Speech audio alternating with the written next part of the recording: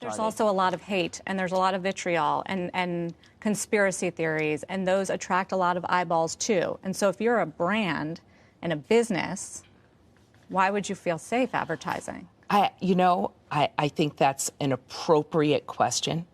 I think some of the headline comments or phrases need to be continually brought to light and debunked, and I'm glad you asked. But I want to be clear. For almost 11 years, my previous experience was at NBC Universal. And a large part of my remit was overseeing all the advertising revenue and partnerships for the company. And our number one social partner was Twitter. And Twitter was safe, and we felt comfortable always being there. But not all brands. I mean, a lot of brands have left. Okay, hang on. I'm going. I hear you. I want to take that last 10 years and put it in perspective. Because by all objective metrics, X is a much healthier and safer platform than it was a year ago. Since acquisitions, we have built brand safety and content moderation tools that have never existed before at this company. And we've introduced a new policy, to your specific point about hate speech, called freedom of speech, not reach. So if you're going to post something that's illegal or against the law, you're gone, zero tolerance. But more importantly, if you're going to post something that is lawful, but it's awful, you get labeled. You get labeled, you get de-amplified, which means it cannot be shared, and it is certainly demonetized. Back to your direct point about brand safety. So they are protected from the risk of being next to that content. And it's also why it's really important to note that once a post is labeled and it can't be shared, and the user sees that, 30% of the time, they take it down themselves. Staggeringly, they take it down.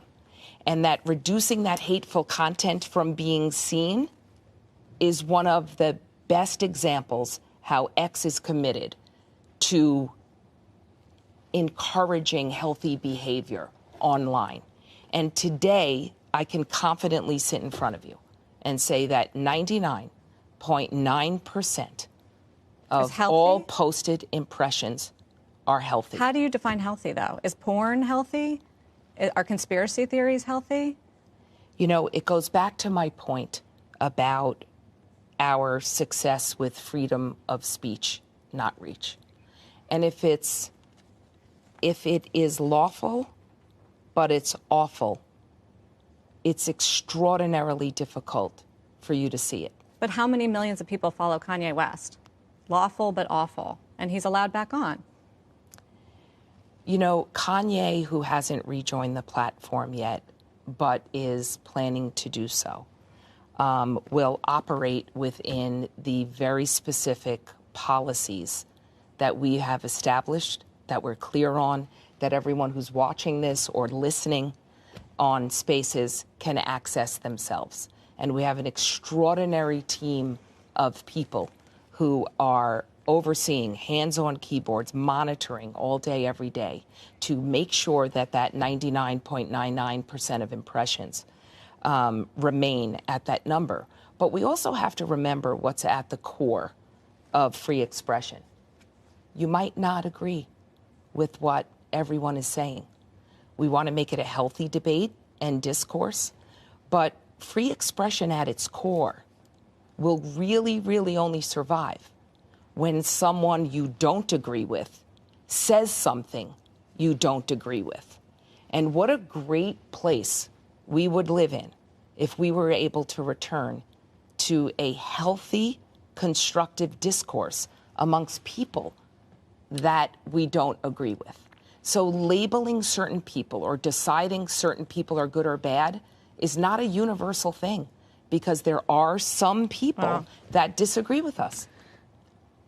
and our individual opinions. That's why we're doubling down on brand safety. It's why our trust and safety team is so good at what they do.